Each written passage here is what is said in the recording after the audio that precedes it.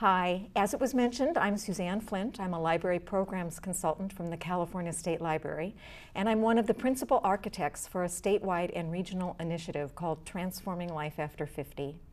I'm so sorry I can't be there with you in person, but I'm delighted that I can at least participate on the panel virtually and share with you what we learned in California about a specific subgroup of older adults, the baby boomers. So by a quick show of hands, humor me, I know I'm not there, but my co-presenters will want to see. How many of you would consider Irene Ryan, the woman on the left, older than ABC News anchor Diane Sawyer? How many think that Diane is older? How many of you think this is a trick question and they're both the same age? Well, in fact, Irene was 60 years old and Diane Sawyer was 63 years old at the time these photos were taken. But however you voted, what we do know is that for many of us, our mental construct of aging is changing. It no longer matches the reality. 60 isn't what 60 used to look like, because aging itself is changing due to phenomenal and dramatic increases in life expectancy over the last 60 years. So again, by a show of hands so that my co-presenters can see, how many of you are baby boomers born between 1946 and 1964? I am. We're one of the fastest growing groups of older adults. There are 78 million of us, and 1 out of every 3 adults in America is a boomer. We are the first cohort of older adults to navigate many of these changes in aging. As a group, we've directly influenced or been witness to extraordinary social, political, economic, medical, and technological transformation over our lives.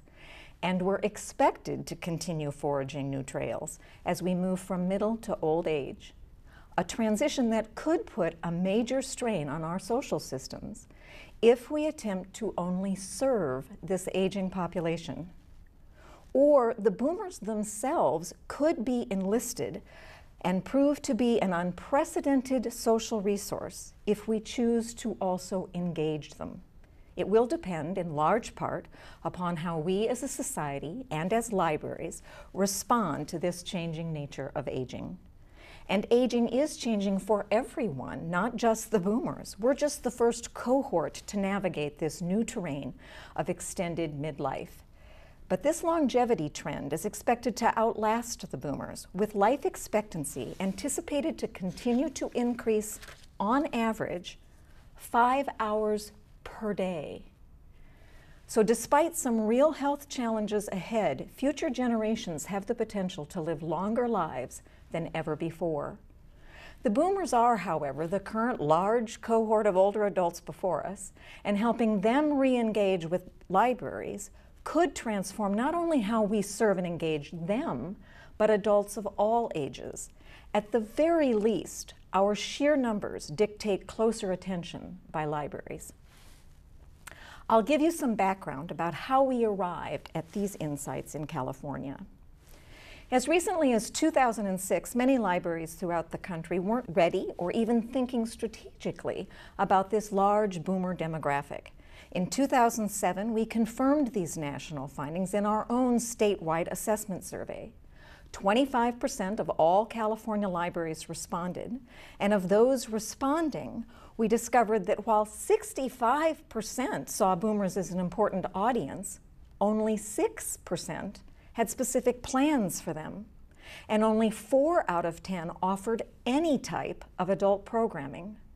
Of the adult programming offered, the vast majority were traditional services for seniors, services that do not speak to boomers' current needs or interests and don't reflect the changing nature of the adult lifespan.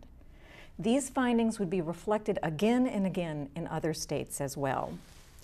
So, in California, under the leadership of Susan Hildreth and building on the foundational work of Libraries for the Future, we launched the 2007 statewide training initiative and targeted grant opportunity, Transforming Life After 50, to help libraries throughout our state better serve and engage midlife adults. As a part of this initiative, boomer interest in volunteering was identified as a significant trend. However, multiple studies had shown that their interests in volunteering, and younger generations' interests as well, are vastly different from those of current senior volunteers. With boomers currently volunteering at the highest rate of any age group, and more than 4% above the national average, it was clear that libraries seeking to recruit volunteers would need to adjust their volunteer engagement practices. This then led to the launch of our companion initiative, Get Involved, powered by your library, a statewide training and resource opportunity to help libraries re-envision using volunteers in more strategic ways. To date, 85% of all California libraries are participating in Get Involved, and several other states are joining in replicating a similar volunteer engagement strategy and working with us in partnership. These two California initiatives then led to a partnership with state libraries in Idaho, Oregon, and Washington to design and deliver a year-long IMLS fellowship to continue growing the community of library innovators working to better serve and engage midlife adults. Both our statewide initiative and the fellowship included extensive training in which participants learn new strategies for working with active older adults from leaders in the fields of health, education, social science, finance, spirituality, and aging. Resources were also provided to participating libraries that included tools and templates from everything from how to do a community assessment to how to develop and engage partnerships, and we also provided targeted grant funds. More than 175 library professionals participated in these combined initiatives, resulting in more than 40 funded projects in California alone. Projects included new community collaborations, innovative volunteer opportunities, and inspiring new program models, about which I'll share more in just a few minutes. Through this work, we came to more fully appreciate how aging is indeed changing. It's not just clever advertising or boomer denial that makes what was once considered old now younger. Unlike traditional models of human development that emphasize learning in childhood, work in adulthood, and leisure in the retirement years, these life phases are now spreading out across the entire adult lifespan. It's not uncommon for people to marry or have children later in life, return to school or re-career or retire more than once in their lifetimes. And for older adults, the challenge of caring for elderly parents or grandchildren also adds a new twist to what had been euphemistically referred to as the empty nest years. The new model going forward will require flexible options for lifelong work, service, and learning across the entire adult lifespan. So in addition to our lifespan spreading out and we having all these different phases that can take place at any point along the continuum, we also believe we're witnessing the birth of an entirely new life stage. Much like adolescence, which was created in the early 1900s, also because of increases in life expectancy, adolescence was created as a transitional period between childhood and adulthood. We now believe we're seeing a comparable transitional new life stage between midlife and old age, with 25 to 30 more years of productive living. So what this means for boomers like me is that compared to previous generations, we're generally, and I stress generally, these are generalizations, but we generally do have longer and healthier lives. We're the first generation to have these bonus years, with many of these years not yet limited by illness or disability, or certainly not to the extent that previous generations were limited because of illness or disease, because of advances in medicine. In addition, brain research has confirmed that the aging brain is far more resilient and responsive than we previously believed. We also have better education, professional skills, and knowledge than previous generations. We've been in the workforce. And because we've enjoyed more educational attainment, we tend to seek opportunities to continue learning and contribute. We actually could be enlisted to help solve some of our more pressing social issues. Boomers view retirement differently, as a time of social and individual renewal. It's not just for relaxing and kicking back and slowing down, in our mind. The current economic uncertainty has only underscored this bias, with the majority of boomers now reporting that they plan to work well into their 60s and beyond, whether by choice or necessity, and often in new entrepreneurial ways. But not only for financial reasons, because we really do think some of our most important contributions lie ahead. Keep in mind, our patron saint was Jimmy Carter, who many believed contributed far more after his presidency than during. And we seek to add deeper meaning and purpose to our lives. We're not looking to simply extend our years of work and volunteer service. We believe we have and can make a difference. After all, we've already reshaped every tradition at every previous life stage we've traversed to date. We also hold a very different perception of aging. We don't see ourselves as seniors, retirees, certainly not elderly, and not even older adults. So don't refer to us as such. As one joke says, I'm not 50, I'm 20 with 30 years of experience. And finally, boomers have a preference to age in place within multi-generational communities of young and old. No longer is it the preference to be in an age-segregated, gated community. We want to live close to our families. We want to be around young children and young adults. We don't want to be sequestered off in a corner. And interestingly enough, for the first time in human history, there will actually be more generations making up our communities, and it will be commonplace for older adults themselves to comprise 3 generations living at the same time. So by leveraging these new insights about aging, we believe and have witnessed the potential for engaging boomers and others in addressing the challenges our country currently faces. Engaging boomers, not just serving them, may hold the key to a larger opportunity to mobilize older adults in solving their own and others' needs, while also building a community that focuses on the personal assets of everyone. However, to take advantage of this opportunity, boomers will need to continue to have access to the resources promised them, like Medicare and Social Security. Then, too, we will have to transform how we think about them and aging, a transformation with the following implications. Rather than the deficit model of aging that focused on chronological age, we say, think stage. Knowing someone's age, whether they're 30 or 60, doesn't tell you which of those life phases, going to school, re-careering, looking for a job, focused on a family life, which of those phases are they currently navigating, and focus on that and not their age. Instead of illness, think wellness, especially during this transitional life stage where staying physically and mentally fit will be paramount of importance to midlife adults. Instead of old or senior, think active aging. Remember, these folks are still pretty darn active, and we're not yet homebound and most likely won't be for another 30 years. Instead of decline, think potential. We have many more years in which to contribute to the social good, and we want to. Why not tap that potential in the interest of libraries? Instead of cared for, think independent.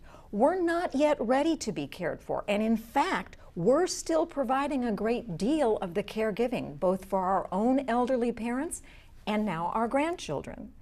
So also it's important to avoid one-size-fits-all programs and strategies. The boomers are an incredibly diverse cohort. Matter of fact, any generational cohort is very diverse, and it's important to remember that. So it will always be important for you to understand who the older adults are in your community, which segments you wish to target, and how you will tailor your engagement strategies to connect with them. Rethink volunteer engagement strategies. Can't stress that enough. These midlife adults, and in fact most adults today, want volunteer opportunities where they can put their leadership skills and expertise to work helping their community.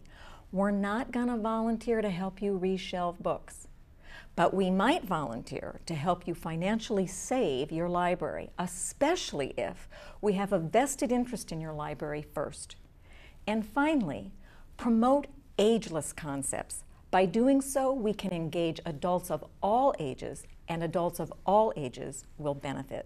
So here are some of the promising models and practices, strategies, and ideas that were implemented and tested in California libraries based on these implications. First, it was the idea of users as content. Library U, developed by the Encinitas Public Library, enables community members to share expertise and knowledge by creating their own instructional videos and podcasts. The digital documents were then cataloged like any other material in the library's collection and widely circulated throughout their community. The Human Library, developed by the Santa Monica Public Library, although it wasn't an official Transforming Life After 50 grant-funded model, it was a model that ended up proving of great appeal to the boomer demographic. How it worked was that instead of books, people check out other people for 30-minute personal conversations. A Buddhist, an ex-gang member, and a nudist are examples of the community members recruited to be human books. And then there was Poetry Slam by the Hayward Public Library, which offered a series of intergenerational poetry and writing workshops that brought together Encore community members, folks ages 50 plus, with community youth to practice writing and presenting their original works.